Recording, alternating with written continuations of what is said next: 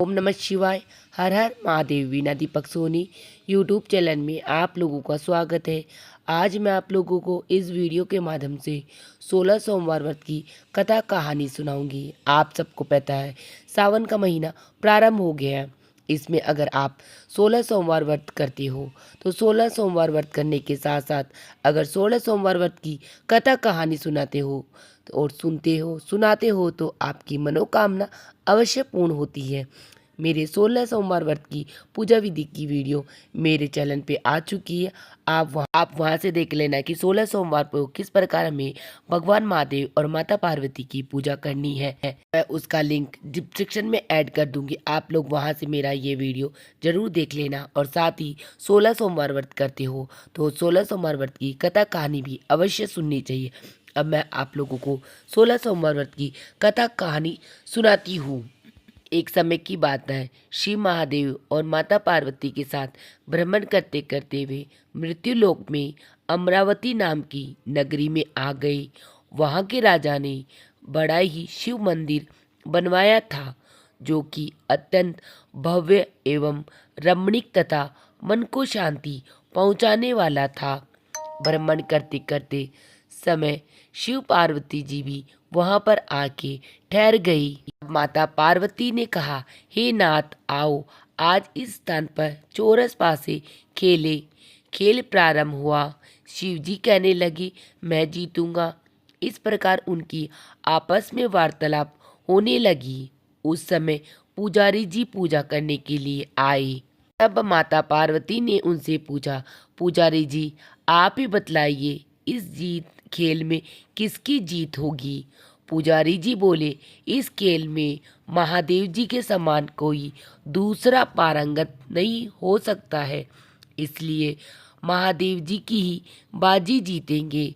परंतु उसका उल्टा हुआ, जीत पार्वती जी की हुई। अतः पार्वती जी ने पुजारी को कोढ़ी होने का श्राप दे दिया कि तूने मिथ्या भाषण क्यों किया, तूने झूठी बात कही है, इसलिए तू कोढ़ होने का श्राप ले। अब तो पुजारी कोढ़ी हो गया। शिव पार्वती अब दोनों वापस अपने चले गई। कुछ समय पश्चात अप्सराएं पूजा करने के लिए वहां पर आई। अप्सराओं ने पुजारी के उसके कोढ़ी होने का कारण पूछा तो पुजारी जी ने सब बातें उन्हें बता दी। सराय कहने लगी, हे पुजारी जी, आप 16 सोमवार का व्रत करें तो शिव जी प्रसन्न होकर आपका संकट दूर करेंगे। पुजारी जी ने अप्सराओं से व्रत की भी विधि पूछी। अप्सराओं ने व्रत के उद्यापन करने की संपूर्ण विधि बता दी। पुजारी जी ने विधि पूर्वक श्रद्धा भाव से व्रत प्रारंभ किया और अंत में वह व्रत का उद्यापन भी किया। व्रत के प्रभाव से पुजारी जी रोग मुक्त हो गए। दिनों बाद माता पार्वती और भगवान शंकर पुनः उस मंदिर में आए तो पुजारी जी को रोग मुक्त देखकर पार्वती जी ने पूछा, मेरे दिए हुए श्राप से मुक्ति पाने का तुमने कौन सा उपाय किया था। पुजारी ने कहा, हे माता, अप्सराओं द्वारा बताए गए 16 सोमवार व्रत के करने से मेरा यह कष्ट दूर हुआ है। पार्वती जी ने भी 16 सोमवार का व्रत किया, जिससे उनसे रूठे हुए कार्तिकेय जी भी अपनी माता से प्रसन्न होकर आज्ञाकारी हुए। कुछ दिनों बाद में कार्तिकेय जी ने पूछा, हे माता, क्या कारण है कि मेरा मन सदा आपके चरणों में लगा रहता है। पार्वती जी ने कार्तिकेय जी को 16 सोमवार व्रत की का महात्म्य तथा विधि बताई। तब कार्तिकेय जी ने भी इस व्रत को किया तो उनका बिछड़ा हुआ मित्र उन्हें वापस मिल गया। अब मित्र ने भी इस व्रत को अपने विवाह होने की इच्छा से किया। तय वह विदेश गया। वहां के राजा की कन्या का स्वयंवर था। राजा ने प्रण किया था कि हथिनी जिस व्यक्ति के गले में वरमाला डालेगी उसी के साथ राजकुमारी का विवाह मैं करूंगा। ब्राह्मण मित्र भी स्वयंवर देखने की इच्छा से वहां एक ओर जाकर बैठ गया। हथिनी ने इसी ब्राह्मण मित्र को माला पहनाई तो राजा ने बड़ी धूमधाम से अपनी राजकुमारी का विवाह उसके साथ कर दिया। तत्पश्चात दोनों सुखपूर्वक रहने लगे। एक दिन राजकन्या ने पूछा, हे नाथ, आपने कौन सा ऐसा पुण्य किया जिससे हथिनी ने आपके गले में वरमाला पहनाई? ब्राह्मण ने पत्नी से कहा, मैंने कार्तिकेय जी द्वारा बताए अनुसार 16 सोमवार व्रत का पूर्ण विधि विधान के साथ श्रद्धा भक्ति से व्रत किया, जिसके फल के कारण मुझे तुम्हारे जैसी सौभाग्यशाली पत्नी मिली। अब तो राजकन्या ने भी सत्य पुत्र प्राप्ति के लिए व्रत किया और सर्वगुण संपन्न पुत्र प्राप्त किया। बड़े होकर पुत्र ने भी राज्य प्राप्ति की कामना से 16 सोमवार व्रत का किया।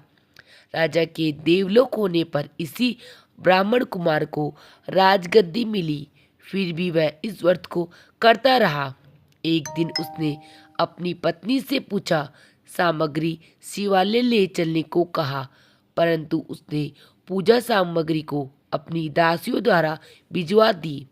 जब राजा ने पूजन समाप्त किया तो आकाशवाणी हुई कि हे राजा, इस पत्नी को त्याग दो, नहीं तो तुम्हारा राजपाट से हाथ धोना पड़ेगा। प्रभु की आज्ञा मानकर उसने अपनी पत्नी को महल से निकाल दिया। तब वह अपने भाग्य को कोसती हुई एक बुढ़िया के पास गई और अपना दुखड़ा सुनाया तथा बुढ़िया को बताया, मैं पूजन सामग्री राजा के कहने अनुसार शिवालय में नहीं ले गई और राजा ने मुझे निकाल दिया। बुढ़िया माई ने कहा, तुझे मेरा एक काम करना पड़ेगा। उसने स्वीकार कर लिया। तब बुढ़िया ने सूत की गठरी उसके सिर पर रखी और बाजार भेज दिया। रास्ते में आंधी आई तो सिर पर रखी गठरी उड़ गई। बुढ़िया ने डांटकर उसे भगा दिया। अब रानी बुढ़िया की यहाँ से चलते चलते एक आश्रम में पहुंची। गोसाई जी उसे देखते ही समझ गए कि यह उच्च घराने की अबला विपत्ति की मारी है। वे उसे धैर्य बंधाते हुए बोले, बेटी, तू मेरे आश्रम में रह, किसी प्रकार की चिंता मत कर। रानी आश्रम में रहने लगी, परंतु जिस वस्तु को वह हाथ लगाती वह वस्तु खराब हो जाती। यह देखकर गुसाई जी ने पूछा, बेटी, किस देव के अपराध से ऐसा होता है? रानी ने बताया कि मैंने अपने पति की आज्ञा का उल्लंघन किया और शिवालय में पूजन के लिए नहीं गई। इससे मुझे घोर कष्ट उठाने पड़ रहे हैं। साई जी ने शिव जी से उसके कुशल क्षेम के लिए प्रार्थना की और कहा, बेटी, तुम 16 सोमवार का व्रत विधि विधान के साथ अनुसार करो। तब रानी ने विधि पूर्वक व्रत पूर्ण किया। व्रत के प्रभाव से राजा को रानी की याद आई और दूतों को उसकी खोज में भेजा। आश्रम में रानी को देख दूतों ने राजा को बताया। तब राजा ने वहां जाकर गुसाई जी से कहा, महाराज, यह मेरी पत्नी है। मैंने इसका परित्याग कर दिया था।